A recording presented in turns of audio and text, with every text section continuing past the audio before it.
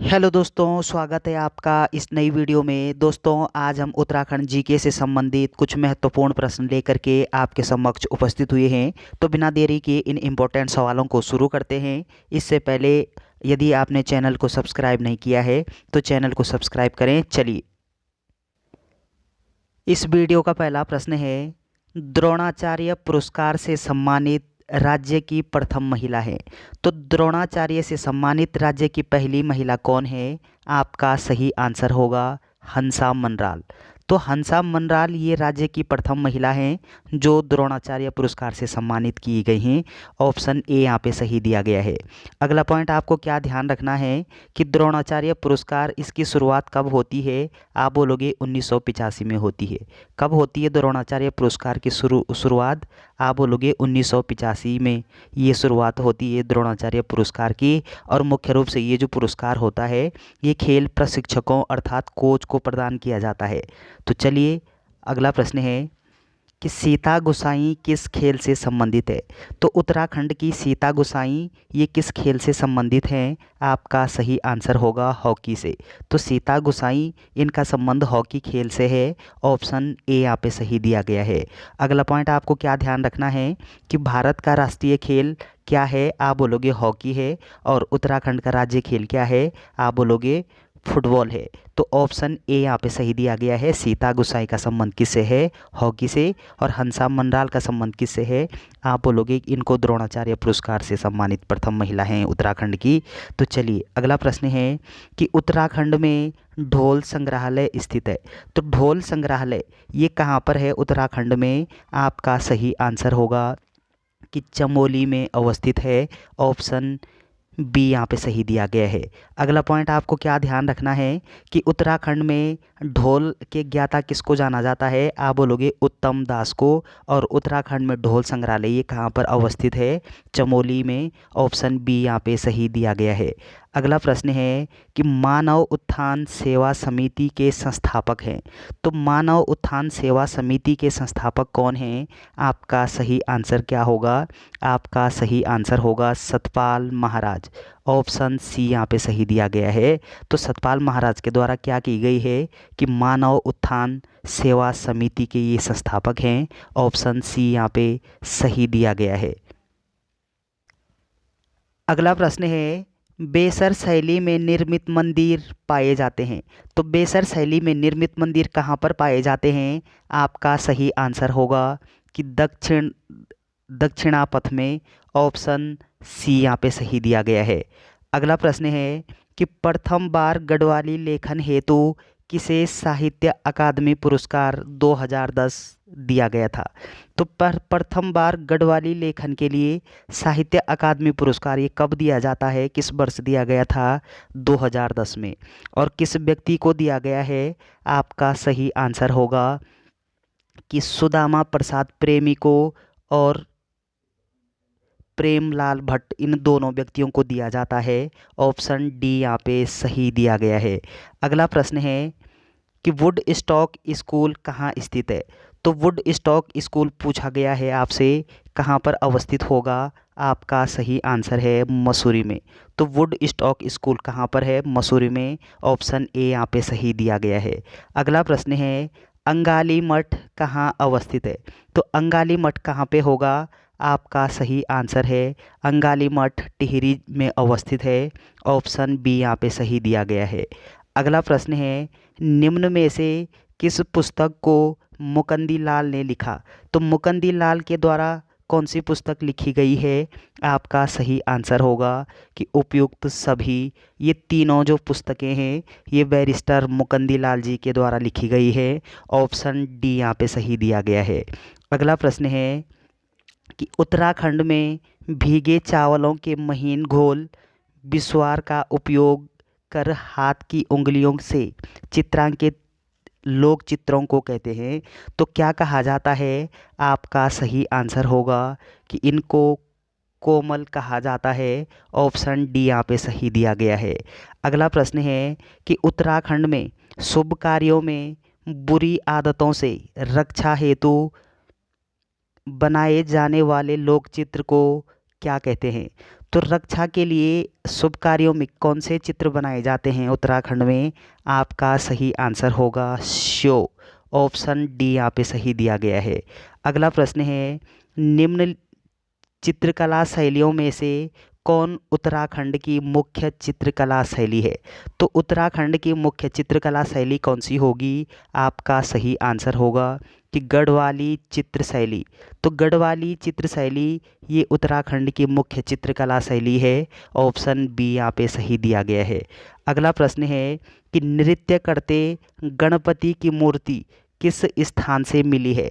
तो किस स्थान से मिली थी? आपका सही आंसर होगा कि ये जोशीमठ से प्राप्त हुई थी। ऑप्शन सी यहाँ पे सही दिया गया है। अगला प्रश्न है कि वीर चंद्र सिंह गढ़वाली नामक जीवनी के रचनाकार कौन थे? तो वीर चंद्र सिंह गढ़वाली ये क्या है? ये एक जीवनी है और इस जीवनी के रचनाकार कौन है? आपका सही आंसर होगा राहुल सांकृत्यायन। तो राहुल सांकृत्यायन के द्वारा लिखी गई है ये। ऑप्शन ए यहाँ पे सही दिया गया है।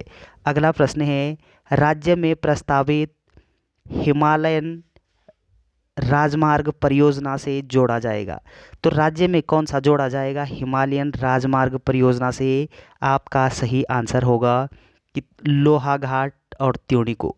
तो लोहाघाट और त्यूनी को ये आपस में जोड़ा जाएगा। किस परियोजना के तहत जोड़ा जाएगा? आप बोलोगे हिमालयन राजमार्ग परियोजना के तहत। ऑप्शन डी यहाँ पे सही दिया गया है। अगला प्रश्न है कि अंगुलियों से कागज दरवाज़ों चौराहों पर चित्रित चित्रकला कहलाती है। तो क्या कहलाती है? आपका सही आंसर होगा कि इनको प्रकीर्ण के नाम से जानते हैं। ऑप्शन ए यहाँ पे सही दिया गया है। अगला प्रश्न है कि पद्मासन मुद्रा में काशीपुर से किस देवता की मूर्ति मिली है? तो पद्मासन से काशीपुर में किस देवता की मूर्ति प्राप्त हुई है? आपका सही आंसर होगा कि गणेश की मूर्ति प्राप्त हुई थी। ऑप्शन बी यहाँ पे सही दिया गया है। अगला प्रश्न है कि बौद्धों की महायान शाखा की किस देवी की मूर्ति जखेटी से मिली है? तो जखेटा से किस महायान शाखा की देवी की मूर्ति प्राप्त हुई थी?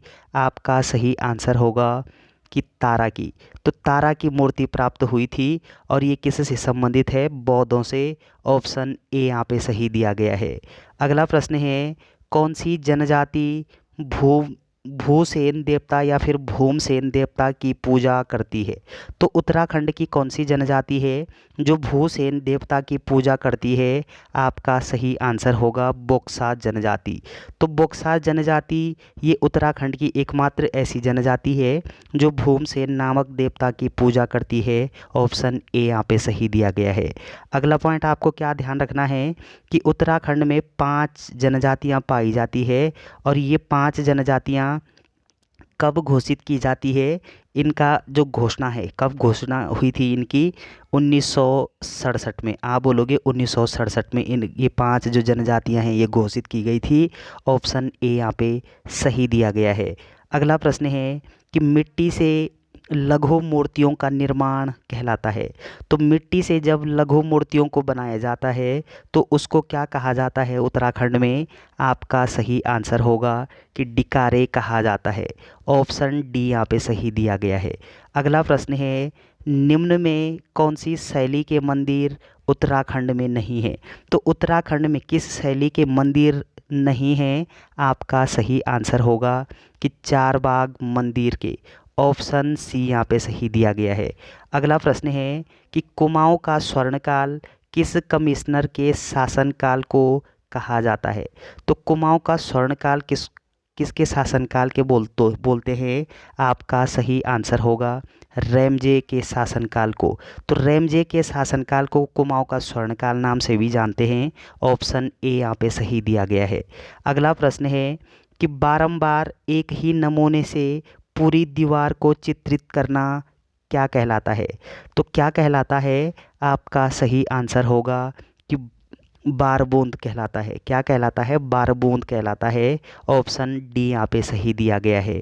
अगला प्रश्न है कि देवी देवताओं की मिट्टी की 3 दिशाओं में उभारदार मूर्तियाँ कहलाती है। तो क्या कहलाती हैं उभारदार मूर्तियाँ? आपका सही आंसर होगा कि ये डिकारा कहलाती है। ऑप्शन डी यहाँ पे सही दिया गया है। अगला प्रश्न है कि उत्तराखंड की धरती पर आंदोलन की शुरुआत का श्रेय किसे जाता है? तो उत्तराखंड की धरती पर आंदोलन करने का श्रेय किसको जाता है? आपका सही आंसर होगा कि प्रयाग दत्त पंथ को जाता है। ऑप्शन ए यहाँ पे सही दिया गया है।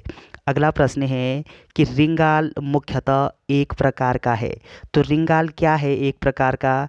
आपका सही आंसर होगा एक हस्तशिल्प सामग्री है। ऑप्शन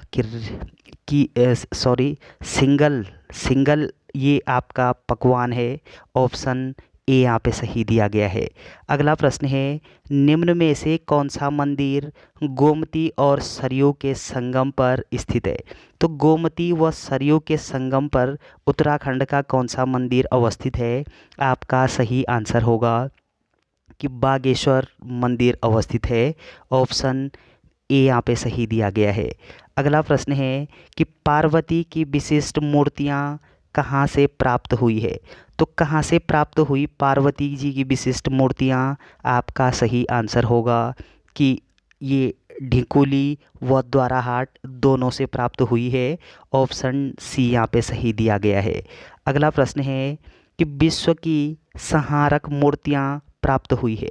तो विश्व की संहारक मूर्तियाँ ये किस स्थान से प्राप्त हुई है? आपका सही आंसर होगा ये देहरादून के लाखा मंडल से प्राप्त हुई है। ऑप्शन ए यहाँ पे सही दिया गया है। अगला प्रश्न है कि राज्य में प्रारंभिक वास्तुकला के साक्ष्य प्राप्त हुए हैं। तो किस स्थान से हुए हैं?